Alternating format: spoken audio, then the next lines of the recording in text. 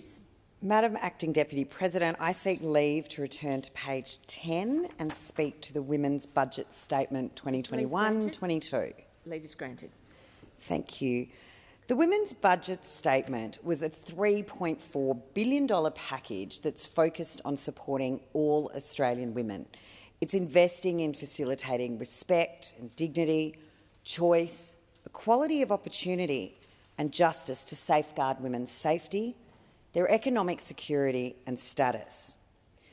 The Morrison government's committed to taking action and enhancing, in particular, women's economic security.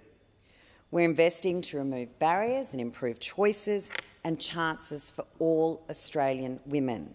And this is one of the pillars that we in the Liberal Party believe very, very strongly in, that this is not about equality of outcome, it's about equality of opportunity and making sure that that playing field is as level and as even for women in Australia to be able to participate.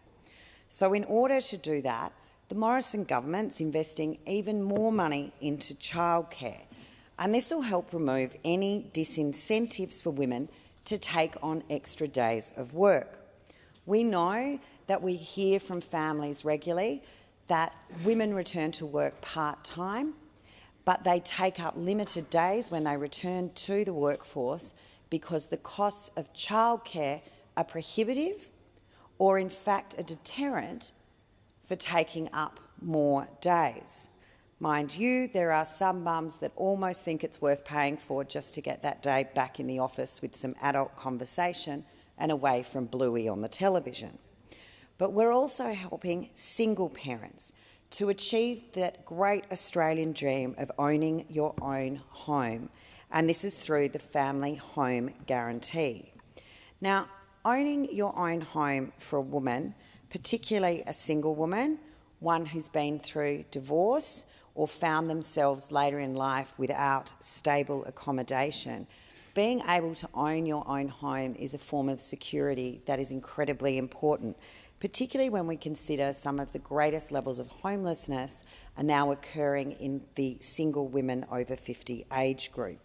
So we want to make sure, by boosting women's opportunity to enter the housing market, even if they have been forced previously to leave it, to be able to re-enter that housing market, to provide them with some security and stability, particularly of accommodation, as they move into their later years.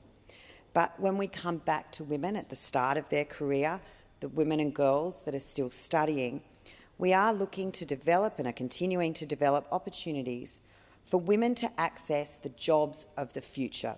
We know that the workplace is going to look different in the next 5 to 10 years. I know, looking at Senator Patrick over here, God, I did love Senator Holly style over there. Senator Patrick, or should I say hashtag Senator Single, is that right? Senator Single over there, Senator Patrick. I don't know, we might work with some of these single women over here. Sorry, it is Thursday afternoon, Senator Patrick. But I'm sure Senator Patrick could confirm that working on those Oberon submarines looks very different to being on the Collins class as workplaces continue to evolve and the technology continues to change. We are looking to develop opportunities for women to ensure that they have equal access and a real interest that's able to be cultivated into STEM, and making sure that that interest starts in school and carries on beyond that. These measures are, of course, part of the broader women's economic security package, and this will ensure that we enhance women's workforce participation, which won't only benefit women. It's not just the mums that go back to work that benefit from this increased ability to participate in the workforce. It's actually the entire Australian economy that benefits. All families, every single person in Australia benefits with more Australians in the workforce, and that's why we are determined to see the increase in women's workforce participation by 5% increase in real terms of GDP by $20 billion over the next 5 years. So this landmark investment of $1.9 billion in women's economic security will improve choice and opportunity for Australian women who are key to the Morrison government's commitment to create more jobs and continue our economic recovery from COVID-19. Thank you.